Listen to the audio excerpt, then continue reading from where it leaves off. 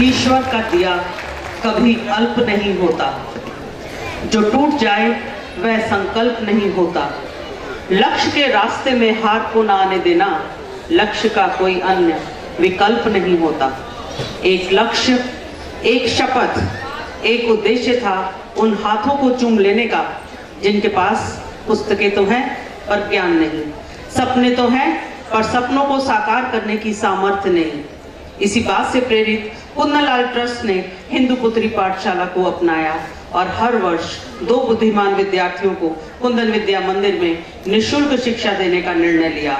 प्रार्थ club की मदद से विद्यार्थियों में परस्पर सहयोग की भावना को बढ़ावा दिया।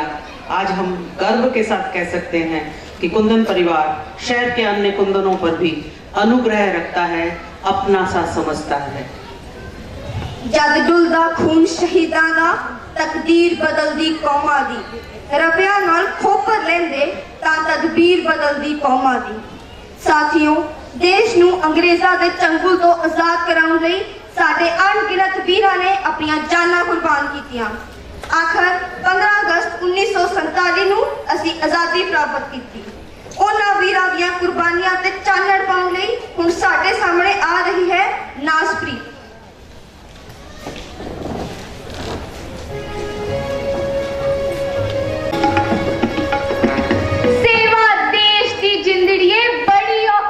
गल्लां करनियां बहुत सुखालियां ने, जिन्ना देश दी खातर ने जाना वारियां, ओना लखा मुसीबतां झेलियां ने, ओना लखा मुसीबतां झेलियां ने। परम सत्कारयोग मुख मेहमान जी, मैनेजिंग कमेटी दे मैंबर साहिबान, प्रिंसिपल साहिबा जी, अध्यापक साहिबान, मौजूद पतवंते सज्जन अते मेरे प्यारे साथियों, सब तो पहला मैं आप सब नूं 68वें सुतंत्रता दिवस के मौके ते तहे दिलों लख लख ਵਧਾਈ दिंदी हां अते आप सब दा निੱਘਾ स्वागत करदी हां। साडे देश विच यह भागां वाला दिन हर साल 15 अगस्त नूं बड़ी धूमधाम नाल मनाया जाता है। प्यारे साथियों, इस गल बारे तां आपां सारे ही जानते हां कि सोने दी चिड़ी कहाउण वाला साडा भारत देश सदियां बद्दी गुलाम रहा। कदे मुगलों ने इसनूं नपीड़िया ते कदे अंग्रेज़ां ने इसनूं नचोड़िया।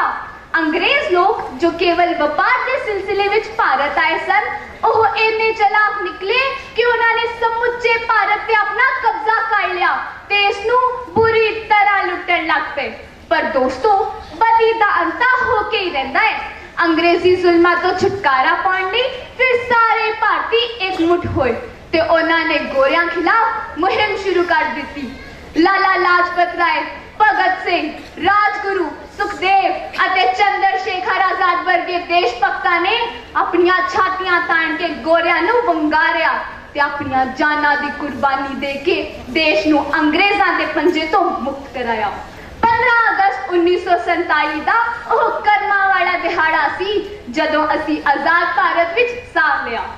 साडा सोना भारत देश साडी आन बान ते शान है। इसका दर्जा साडे लई मां वर्गा उच्चा है। असां आजादी दे थोड़े जिहे सालां विच ही अथाक तरक्की कीती है ते साडे नौजवानां ने हर खेतर विच बहुत मल्लां मारियां हन। साडा देश किसी भी पक्षों दूजे देशां नालों घट नहीं रहा। हुण इत्थे किसी भी चीज की घाट नहीं रही, पर जे कोई घाट है तां ओह है सच्चाई, ईमानदारी, निस्वार्थ भावना, परोपकार अते खुल के देश लई मर मिटण दी। साडे कई स्वार्थी लीडर सच्चे मन नाल प्रजा दी सेवा नहीं करते। कुछ मतलबी लोग चंद सिक्कियां दी खातर आप ही अपने देश नाल गद्दारी कर रहे हैं। सानू अपने देश विचों अनपढ़ता, बेरोजगारी, मंगतियां दी समस्या, वादी आबादी अते भ्रष्टाचार आदि बुराइयां नू जड़ों पुटना है। स्त्री ते मर्द दे भेदभाव नू खत्म करना है ते औरतां दी सुरक्षा अते विकास वाल भी विशेष ध्यान देना है। साथियों, मैं तुहानू इस गल दा यकीन दिवांदी हां कि जे आपां मिल के समाजक बुराइयां दे खिलाफ एकमुठ हो जाइए तां कुछ ही दिनां विच चारे पासे राम राज हो सकता है।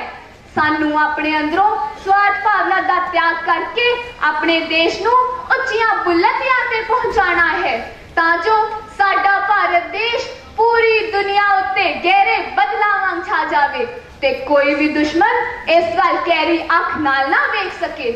आओ आपा सारे अमर शहीदां दे डुल्ले हुए लहू दी लाज रखिए ते तन मन धन नाल देश दी सेवा विच जुट जाइए, क्योंकि जिस दिल विच देश दा दर्द नहीं, मैं तां कहांगी ओह इंसान ही नहीं।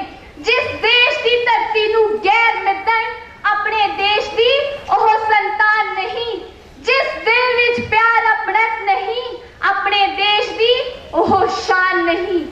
देश भारत है साडी जिंद जान, इसनू बुलंदियां ते पहुंचाना है। रहे उच्चा इसदा ना सदा, यही साडा